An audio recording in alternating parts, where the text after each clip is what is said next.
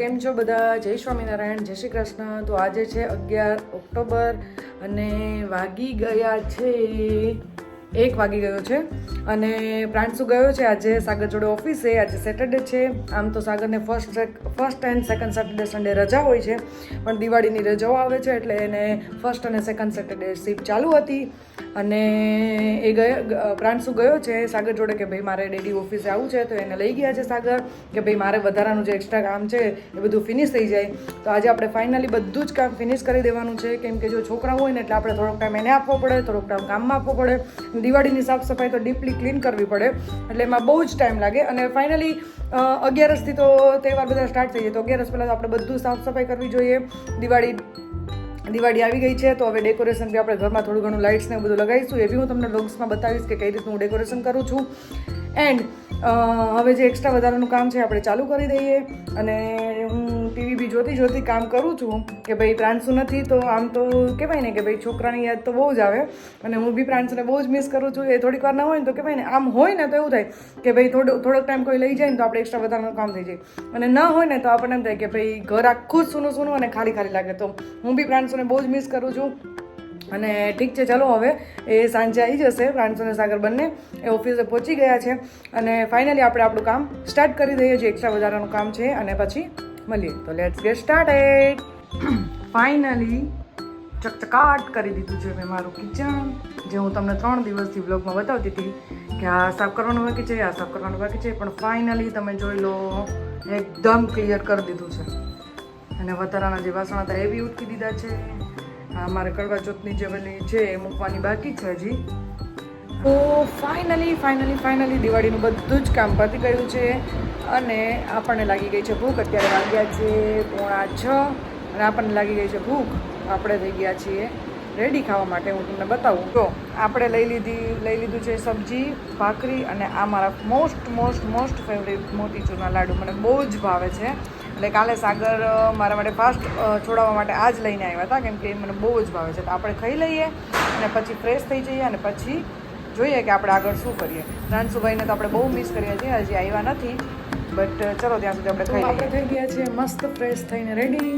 ભૂખ લાગી હતી એટલે આપણે જમી લીધું હતું, પછી ફ્રેશ થઈ ગયા છીએ અને હવે આપણે દેવા જવાનો છે આ પ્લાસ્ટિકનો ભંગાર. આપણે કાઠિયાવાડી જે હશે ને એ લોકોને તો ખબર પડતી હશે કે દિવાળીનું સાફ સફાઈ કરીએ ને એટલે બહુ જ બધો કચરો ને બહુ જ બધો ભંગાર નીકળે. જે આપણે પેલું કહેવાય ને કે ન જોતી વસ્તુ રાખી હોય અને ડીપલી ક્લીન કરીએ ને એટલે પછી બધું જવા દેવાનું હોય, એટલે એ જ ભંગાર છે. પણ 3 બેગ છે બિગ વાળી અને એટલે આપણાથી ઉપર છે ને એટલે કાલે જે સન્ડે, કાલે સાગરની રજા છે તો આપણે કાલે આગળ જોડે જઈશું અને આપી દઈશું.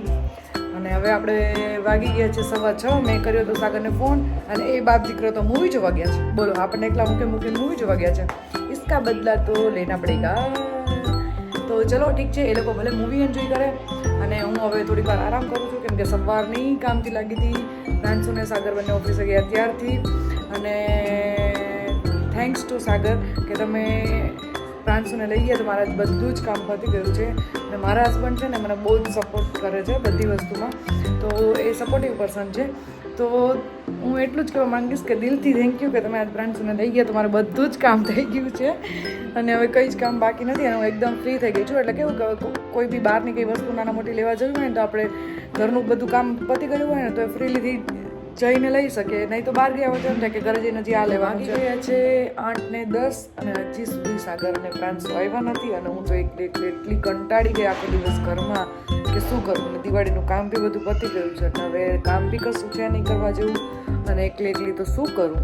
પ્રાંશુ બી નથી, સાગર બી નથી, બેયની વેઇટ કરું છું. ફોન કર્યો તો સાગરનો ફોન સ્વિચ ઓફ આવે છે. પ્રાંશુ રમતો હશે એટલે સ્વિચ ઓફ થઈ ગયો હશે. હવે વિચારું છું કે જમવાનું બનાવી દઉં, એ લોકો આવે ત્યાં સુધી, પછી ગરમા ગરમ જમવા બેસી જઈશું. તો ચલો જમવાનું બનાવીએ આપણે લોકો જોડે. ફાઇનલી બધી પ્રિપેરેશન કરી દીધી છે. પહેલાં અહીંયા ગરમ થવા મૂકી દીધું છે. ચલો બની પહેલાં તમે આ જોઈ લો, પછી આના પાછળની એક સ્ટોરી છે હું તમને કહું. જો આ રોટલી મસ્ત ફૂલી ગઈ, બરાબર, ડન.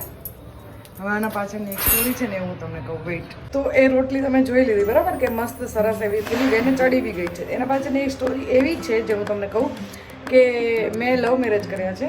તો છે ને મેં એક રીલ્સ જોઈ હતી, એમાં એવું કીધું હતું કે જે અરેન્જ મેરેજ કરે ને એની જ રોટલી ફૂલે, લવ મેરેજ કરે ને એની રોટલી ના ફૂલે. તો હું સડનલી અત્યારે રોટલી બનાવતી હતી ને તો મને વિચાર આવ્યો, તો મેં કીધું કેમ તમારી જોડે શેર ના કરું. તો તમારું બી આ ટોપિક પર શું કહેવું છે મને કમેન્ટ્સ કરીને જરૂર કહેજો. જે લવ મેરેજ કરેલા હશે ને જેની રોટલી ફૂલતી હશે ને એ તો મારે જેમ હસશે જ કે ભાઈ એવું કશું જ ના હોય, એ આવડત ઉપર હોય કે કોને કેવી વસ્તુ આવડે છે એના ઉપર એ નિર્ભર કરે છે. એવું નહીં કે ભાઈ લવ મેરેજ કરે તો જ રોટલી ના ફૂલે અને અરેન્જ મેરેજ કરે તો રોટલી ફૂલે. મમ્માને મિસી મિસી કરતો હતો કે નહીં? મારા માટે સરપ્રાઈઝ લઈ આવ્યો. બતાય. આટલી બધી કાર્સ ક્યાંથી લઈ આવ્યો?